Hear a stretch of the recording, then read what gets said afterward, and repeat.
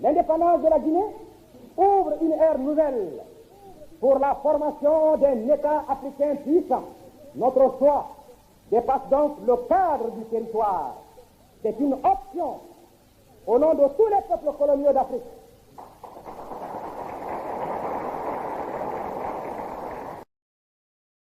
Ici, Henri Mendy à Conakry. Après le référendum du 28 septembre, après la conférence de presse du gouverneur Isserouchi sur la liquidation de la situation administrative de la gestion du territoire par le gouvernement français, la Guinée française est devenue aujourd'hui la République de Guinée, avec à sa tête M. Sékou Touré, ancien président du conseil de gouvernement du territoire. Tout s'est passé très simplement, suivant un scénario prévu d'avance et qui a duré au total 1 heure d'horloge.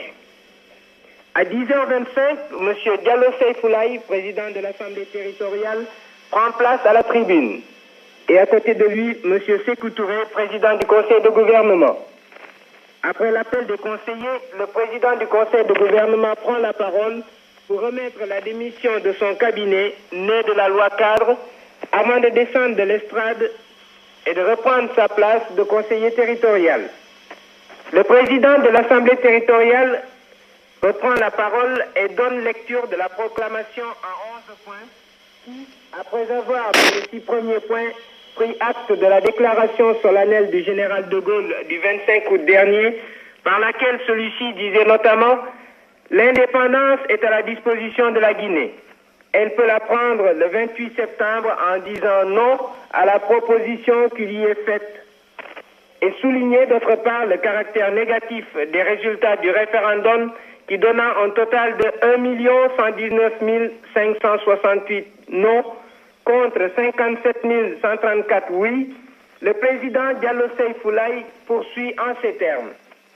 Septièmement, proclame solennellement l'indépendance nationale de la Guinée et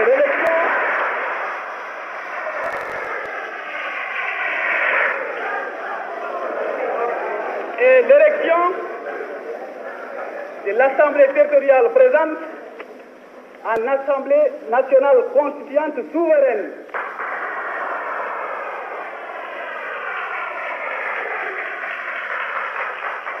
Dont les membres prennent le titre de député.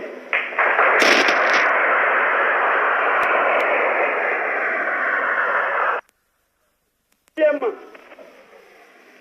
décide d'attribuer à ce nouvel État indépendant le nom de République de Guinée.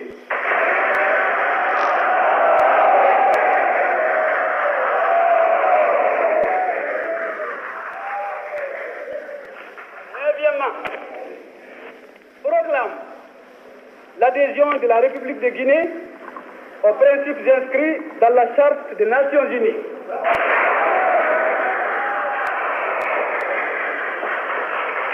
Dixièmement, invite le gouvernement de la République de Guinée à prendre toute disposition pour accréditer la République de Guinée auprès des autres nations et de l'Organisation des Nations Unies.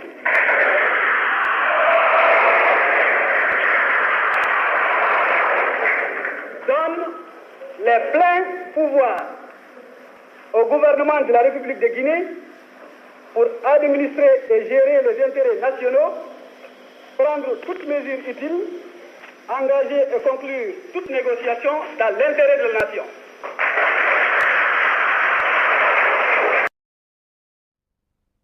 De par notre commune volonté, nous venons de faire de notre territoire un État, de la Guinée une patrie, notre patrie.